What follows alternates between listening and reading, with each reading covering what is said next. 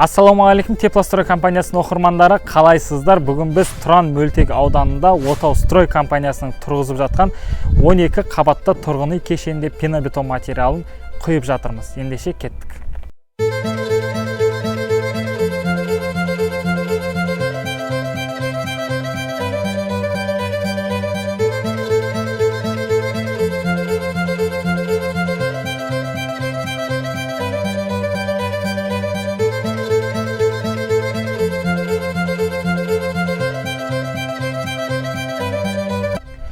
Достар, мені көріп тұрғандарыңыздай, Тұрғын мөлтек ауданында OTAU STROY компаниясының тұрғызып жатқан 12 қабатты тұрғын үй кешенінің шатырында тұрмыз. Бұл жерде біз разуклонкамен, дәлірек айтсақ 45 см мен 15 см аралығында разуклонкамен Пенобетон D300 маркасын құйып жатырмыз. Достар, Пенобетон D300 материалының құрамын айта кететін болсақ, құрамында су, цемент, органикалық пена әрі бұл жерде құм қосылады.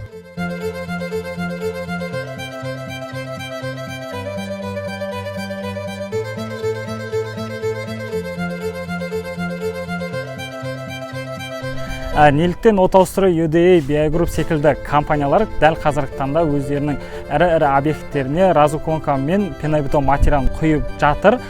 Себебі қазіргі таңда соғып жатқан жаңа тұрғын үй кешендері болсын, аэропорт, Хилтон секілді үлкен объектілерде қазір шатырында, дәлірек айтсақ, профнастил черепица қойылып жатқан жоқ. Сол себепті де бұл жер ландшафты болғандықтан жаңбырдың суынан, қардың суынан шатырдан, яғни бір беттен екінші бетке разуклонка жасау арқылы суды бір ағынмен ығыстырып шығару үшін разуклонка мен пенобетон материалын құйып жатыр.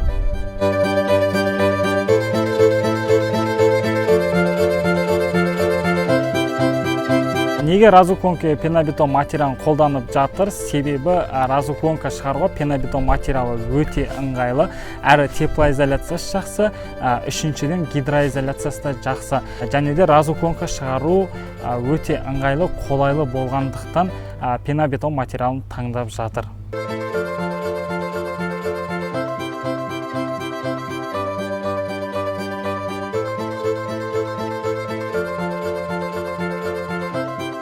Егер де сіз қазіргі заманауи дизайнда хай-тек стильде үй соғып жатқан болсаңыз, дәлірек айтсақ, шатырыңызды терраса қыламын деп ойлап жүрген болсаңыз, онда сізге пенобетон материалын разуклонкамен құюға кеңес береміз. Себебі бұл өте ыңғайлы әрі қолайлы шешім.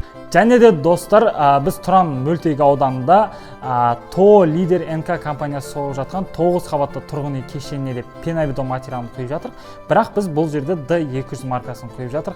Және де бұл жерде бір тегіс ешқандай да разуклонкасыз болады. Себебі бұл жерде крышасы профнастилмен қапталған. Бұл жер технический этаж, яғни былайша айтқанда жалпақ тілмен чердак деп айтылады. Және де пенобетон материалы, D200 материалы 15 см қалыңдықта құйылып жатыр. Көбінесе көп қабатты үйлерге технический этажға мемплита материалын қолданады.